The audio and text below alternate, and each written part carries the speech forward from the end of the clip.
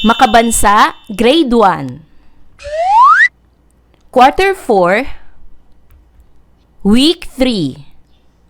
Ang paksa ng ating aralin sa araw na ito ay mga miyembro ng pamayanan na nagbibigay serbisyo sa paggamutan at ang kanilang mga tungkulin. Day 1 hanggang Day 2, matatag curriculum. Hello kids, it's me, Teacher Frel. Don't forget to subscribe, like, and share, and hit the notification bell for the latest video.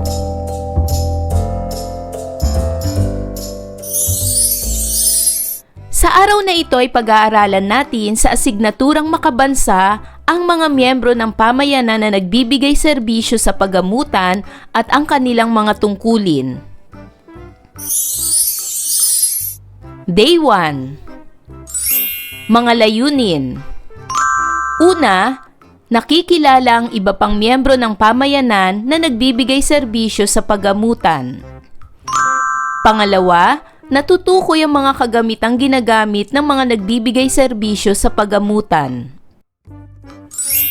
Ang nilalaman o paksa ng aralin para sa Day 1 ay mga miyembro ng pamayanan na nagbibigay serbisyo sa paggamutan, gaya ng mga doktor, nurse, dentista, midwife o kumadrona at iba pang health professionals. Tayo ay magbalik-aral. Sa nakaraang aralin ay tinalakay ang iba pang kasapi ng pamayanan na naglilingkod sa simbahan o pook sambahan. Sino-sino sila? Ang mga taong naglilingkod sa simbahan o pook sambahan ay ang mga sumusunod. Ito ay ang pari. Siya ay naglilingkod sa simbahang Katoliko. Madre.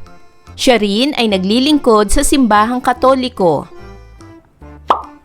Pastor. Siya naman ay naglilingkod sa mga Christian churches. Altar boy. Siya naman ay tumutulong sa mga gawain ng pari sa harap ng altar. Choir. Sila ang umaawit sa mga simbahan. Imam. Siya naman ay naglilingkod sa moske ng mga Muslim. Natalakay rin natin ang mga kasapi ng pamayanan na nagpapanatili ng kalinisan. Sino-sino sila? Ang mga kasapi ng pamayanan na nagpapanatili sa kalinisan ay ang garbage collector o taga-kolekta ng basura, ang janitor o tagalinis, street sweeper o tagawali sa kalsada, metro aid o kaminero. Natalakay rin natin ang mga taong namumuno sa pamayanan. Sino-sino sila? Ang mga taong namumuno sa pamayanan ay ang kapitan. Siya ang namumuno sa buong barangay. Tanod. Ang tanod ang tumutulong sa kapitan upang magbantay ng buong barangay. Purok leader. Siya ang namumuno sa bawat purok. At kagawad. Sa araw na ito, kikilalanin natin ang iba pang miyembro ng pamayanan na nagbibigay serbisyo sa paggamutan. Tutukuyin din natin ang mga kagamitang ginagamit nila. Masdan ang larawan ng mga sumusunod. Ito ay ang paggamutan o ospital. Ang paggamutan o ospital ay institusyong nakalaan sa paggagamot at pangangalaga ng mga taong may sakit at nagkapinsala. Ang sumunod naman na larawan ay ang doktor. Ang doktor ay ang taong dalubhasa sa medisina na may trabahong manggamot ng mga tao. Ang sumunod na larawan ay ang nurse. Ang nurse ay professional sa pangangalagang pangkalusugan na nag-aalaga ng mga pasyente sa ospital at karaniwang tumutulong sa isang doktor. Ang sumunod na larawan ay ang kumadrona. Ang kumadrona ay ang taong nagpapaanak sa mga buntis o tumutulong sa pagpapaanak. At ang panghuli ay ang dentista. Ang dentista ay ang taong dalubhasa sa pangangalaga ng ngipin at gilagid. Muli, ang mga kasapi ng komunidad na makikita sa paggamutan o ospital ay ang doktor, nurse, kumadrona, dentista. Marami pang ibang kasapi ng komunidad na makikita sa paggamutan o ospital. Maaari niyong kilalanin kung sino-sino sila. Kilalanin natin ang doktor.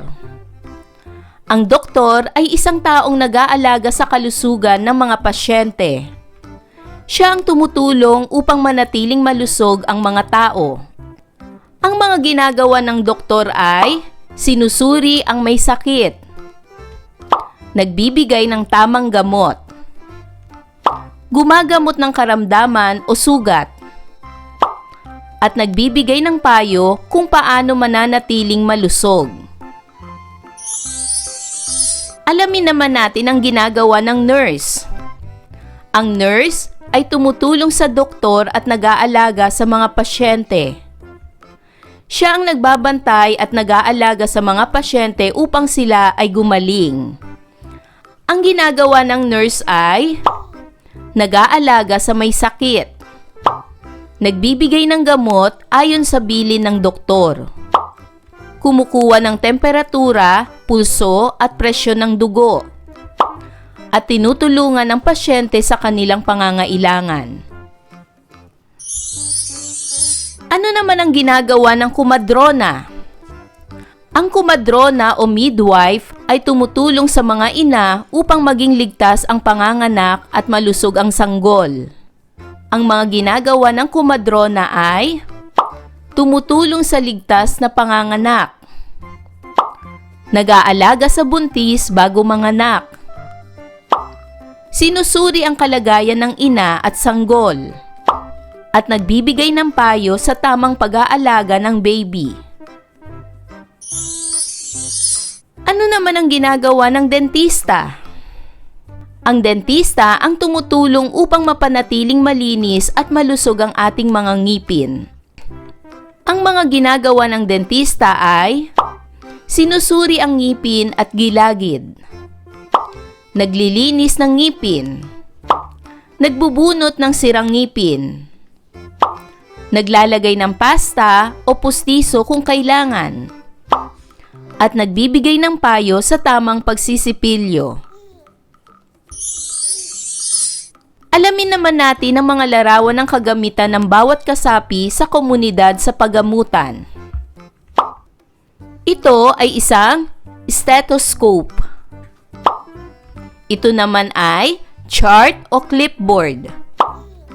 Ito ay band-aid. Ito naman ay injection. Ito ay gamot. Ito naman ay ambulansya. Ito ay X-ray. Ito naman ay face mask. At ito ay mouth mirror. Ngayon ay alamin natin kung sino-sino ang mga gumagamit ng mga kagamitang ito. Unahin natin ang stethoscope. Ang stethoscope ay ginagamit ng doktor o nurse upang pakinggan ang tibok ng puso at paghinga ng pasyente. Tandaan mga bata na ang stethoscope ay karaniwang ginagamit ng doktor at nurse. Ang sumunod na kagamitan ay ang chart o clipboard. Ang chart o clipboard ay lalagyan ng mga tala o record ng pasyente para maayos na maisulat ang impormasyon. Ito'y karaniwang ginagamit ng nurse. Ginagamit din ito ng doktor at ng dentista dahil dito itinatala nila ang mga record ng pasyente. Band-aid. Ang Band-aid ay pantakip sa maliit na sugat upang hindi ito madumihan at madaling gumaling. Injection. Ang injection ay ginagamit sa pagbibigay ng gamot o bakuna sa katawan. Ang mga humahawak nito ay ang doktor, nurse, at ganun din ang dentista. Gamot. Ang gamot ay tumutulong upang gumaling ang sakit at maibsan ang nararamdaman. Ang mga doktor ang humahatol kung ano ang gamot na ibibigay sa pasyente. Ambulansya.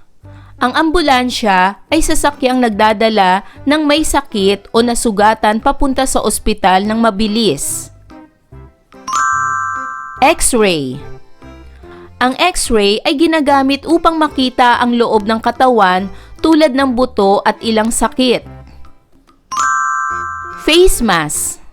Ang face mask ay isinusuot sa ilong at bibig upang makaiwas sa mikrobyo at sakit. Mouth mirror. Ang mouth mirror ay maliit na salamin na gamit ng dentista upang makita ang loob ng bibig at ngipin. Sino-sino ang mga kasapi ng komunidad na nasa pagamutan? Ano-ano ang mga kagamitan na mahalaga sa kanilang gawain? Huwag matakot sa mga kasapi ng komunidad na nasa pagamutan dahil ito ay para mawala ang sakit na nararamdaman. Ngayon ay gawin na natin ang gawain bilang isa. Gawain A. Bilugan ang larawan ng kasapi ng komunidad na nagbibigay serbisyo sa pagamutan. Sino sa kanilang tatlo ang kasapi ng komunidad na nagbibigay serbisyo sa pagamutan? Ang unang larawan ay nurse, ang pangalawang larawan ay chef, at ang pangatlong larawan ay karpintero. Ano ang tamang sagot? Magaling! Ang tamang sagot ay nurse. Siya ang nagbibigay serbisyo sa pagamutan. Pangalawang larawan.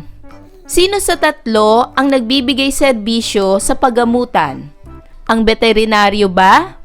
Baker? O ang mangingisda? Magaling! Ang tamang sagot ay veterinaryo. Dahil siya ang nakatutulong upang magamot ang ating mga alagang hayop. Pangatlo, sino sa kanila ang mga kasapi ng komunidad na naglilingkod sa pagamutan? Ang chef ba? Ang doktor? O ang tubero? Magaling! Ang tamang sagot ay ang doktor. Dumako naman tayo sa gawain B. Tukuyin ang mga kagamitan na angkop sa ginagawa ng kasapi ng komunidad na nasa gitna ng kahon. Gumuhit ng linya upang maipakita ang ugnayan ng mga larawan. Para sa unang larawan, alin sa mga kagamitan ang may kaugnayan sa nurse? Magaling! Ang mga kagamitang ito ay ang stethoscope, Band-aid, gamot, at injection. Pangalawa, dentista. Alin sa mga kagamitang ito ang may kaugnayan sa dentista? Tama! Ang mga ito ay ang guantes, salamin, mouth mirror, at toothpaste and toothbrush. Day 2. Mga layunin. Natutukoy ang tungkuling ginagampanan ng mga naglilingkod sa pagamutan. Para sa nilalaman o paksa ng araling ito ay mga tungkulin ng mga miyembro ng pamayanan na nagbibigay serbisyo sa pagamutan, gaya ng doktor, nurse, dentista, midwife o kumadrona at iba pang health professionals. Sino-sino kaya sa paggamutan ang gumagamit ng mga kagamitan na ipakikita? Narito ang mga kagamitan ng bawat kasapi sa komunidad sa paggamutan. Stethoscope, chart o clipboard, band-aid, injection, gamot, ambulansya, X-ray, face mask, at mouth mirror. Tayo ay magbalik-aral. Alamin natin kung sino-sino ang gumagamit ng mga kagamitang aking ipinakita. Ang doktor ay gumagamit ng stethoscope upang malaman ang bilis ng pagtibok ng puso ng kanyang pasyente. Gumagamit rin siya ng clipboard o chart upang i-record ang kalagayan ng kanyang pasyente. Siya rin ang nagbabasa ng X-ray ng isang pasyente. Gumagamit din siya ng injection. Nagsusuot din siya ng face mask. At naghahatol siya ng gamot sa kanyang mga pasyente. Nurse. Ang nurse ay gumagamit rin ng stethoscope. Gumagamit rin siya ng chart o clipboard. Naglalagay rin siya ng band-aid sa kanyang mga pasyenteng nasugatan. Gumagamit rin siya ng injection sa pagbabakuna. Nagsusuot din siya ng face mask. Siya rin ang nagpapainom ng gamot sa kanyang mga pasyente. At minsan, kasama siya na sumasakay sa ambulansya upang mag-recover ng mga nadisgrasya o napahamak. Ang kumadrona ay gumagamit rin ng face mask. Nagsusuot din siya ng guwantes. At gumagamit rin ng clipboard upang isulat kung sino-sino na ang kanyang mga pinaanak. Ang dentista naman ay gumagamit ng mouth mirror upang tignan ang ngipin ng kanyang pasyente. Nagsusuot din siya ng gloves o guwantes. Gumagamit din siya ng injection. Ginagamit ito para sa anesthesia. At naghahatol din siya ng gamot sa kanyang pasyente. Sa araw na ito, tutukuyin natin ang tungkuling ginagampanan ng mga naglilingkod sa paggamutan. Basahin ang mga sumusunod na salita at ang kahulugan ng mga ito. Gamot. Ang gamot ay anumang sangkap o medisina na ginagamit upang maiwasan, malunasan o magamot ang sakit ng tao o hayop. Nakakatulong ito para gumaling ang may karamdaman at mapanatili ang mabuting kalusugan. Bitamina. Ang bitamina ay likas na substance mula sa pagkain na mahalaga sa pagpapalusog ng katawan. Ang bitamina ay may sustansyang kailangan ng ating katawan upang lumakas, maging malusog, at makaiwas sa sakit. Stethoscope. Ang stethoscope ay isang kagamitang medikal na ginagamit ng doktor o nurse upang pakinggan ang tunog sa loob ng katawan tulad ng tibok ng puso at paghinga ng baga. Bakuna. Ang bakuna ay uri ng medisina na karaniwang ini-ineksyon sa katawan upang bumuo ng resistensya laban sa isang sakit. Narito ang iba pang kagamitan sa paggamutan at ang kanilang gamit. Gaya ng thermometer. Ang thermometer ay panukat ng temperatura ng katawan. Kalimitan, ito ay ginagamit sa may mga lagnat. Blood pressure monitor. Ito ay panukat ng presyon ng dugo. Hospital bed. Ang hospital bed ay higaan ng pasyente sa ospital. Wheelchair. Ang wheelchair ay upuang may gulong para sa pasyenteng hirap maglakad. Oxygen tank. Ang oxygen tank ay nagbibigay ng oxygen sa pasyenteng nahihirapang huminga. Dextrose. Ang dextrose ay lagayan ng swero na ipinapasok sa ugat ng pasyente. X-ray machine. Ang X-ray machine ay ginagamit upang makita ang loob ng katawan, lalo na ang mga buto. Gloves. Ang gloves ay isinusuot sa kamay para sa kalinisan at proteksyon. Maliban sa mga health workers at health professionals na nagbibigay ng serbisyo sa paggamutan, ay makikita din natin ang iba pang kasapi na nagtatrabaho sa paggamutan na nagbibigay ng mahalagang serbisyo sa mga mamamayan katulad ng mga sumusunod. Driver ng ambulansya. Siya ang nagmamaneho ng ambulansya upang mabilis na madala sa ospital ang mga may sakit o nasugatan at maihatid din sila sa ibang paggamutan kung kinakailangan. Janitor. Siya ang nagpapanatili ng kalinisan ng ospital. Nililinis niya ang sahig, silid at banyo upang maiwasan ang pagkalat ng mikrobyo at sakit. Cook. Siya ang naghahanda ng pagkaing masustansya para sa mga pasyente at kawani ng ospital upang makatulong sa kanilang paggaling at lakas. Guardia. Siya ang nagbabantay sa seguridad at kaayusan ng ospital. Tinitiyak niyang ligtas ang mga pasyente, bisita at empleyado. Ang mga nabanggit na mga tao ay may mahalagang papel na ginagampanan upang mapanatili ang kaayusan at magandang serbisyo sa paggamutan. Ano ang iyong bagong natutuhan mula sa ating mga panauhin sa araw na ito? Ano ang dapat gawin ng mga mag-aaral upang maiwasan ang pagkakasakit o ang anumang disgrasya? Paano kaya natin maipapakita ang pagpapahalaga sa kanila? Upang maiwasan ang pagkakasakit o anumang disgrasya, dapat gawin ng mga mag-aaral ang wastong pangangalaga sa kanilang sarili.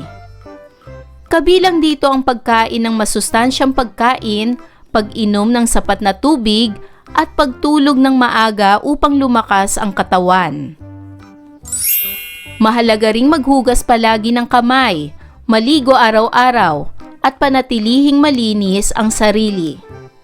Bukod dito, kailangan nilang mag-ingat sa paglalaro, umiwas sa mapanganib na gawain o lugar, at sumunod sa mga alituntunin sa paaralan at sa kalsada. Maipapakita natin ang pagpapahalaga sa mga taong nagtatrabaho sa paggamutan sa pamamagitan ng paggalang at pasasalamat sa kanilang serbisyo. Maaari rin tayong sumunod sa kanilang mga payo at alituntunin para sa ating kalusugan at kaligtasan. Ang pagtulong sa pagpapanatili ng kalinisan at kaayusan ng kapaligiran ay isa ring paraan ng pagpapakita ng pagpapahalaga. Sa ganitong paraan, naipapakita natin na kinikilala at pinahahalagahan natin ang kanilang sakripisyo sa pagtulong sa kapwa. Ayan mga bata, naunawaan niyo ba ang ating aralin sa araw na ito? Kung ganon, magaling! Mga bata, sana'y marami kayong natutunan sa ating aralin. Hanggang sa susunod na video lesson, paalam! Thanks for watching!